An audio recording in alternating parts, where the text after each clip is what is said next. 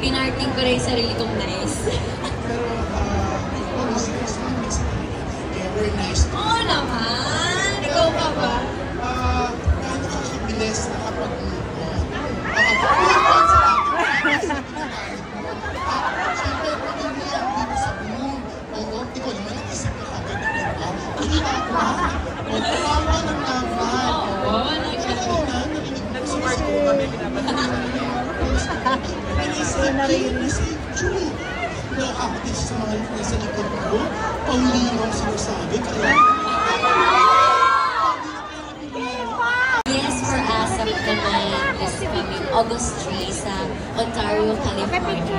So, syempre, madalas mag-abroad, iba nakakalimutan nila ng mga skin products nila, di ba? Ikaw ba pwede mo i-share kasi group products? Yes, oo naman. Pwede, kahit anong balat pwede. Basta basta may mukha.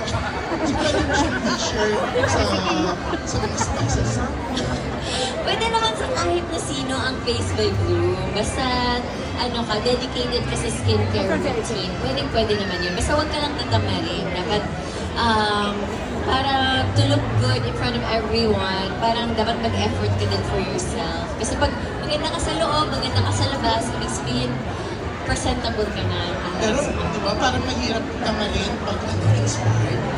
Grabe naman! Pero congratulations, kasi kitang-kita namin na lalo ka nagiging blooming because of Bloom. Yes, Face by Bloom, thank you so much. Oh, thank you. Stay nice. Thank you, Miss Sona. Okay, Sal.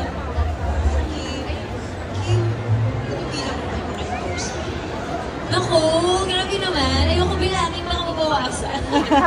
Kasi doon ka lang naka-schedule upcoming project, yung nasa muna, and then Showtime, and then PBB, next weekend na magsisimula, bubukas na ulit yung bahay ni Kuya, and as of every Sundays, and then Showtime Mondays to Saturday. Wala pa po. So, yun. Thank you so much, Ate. Salamat, Kim. Hi, Kim! Hello!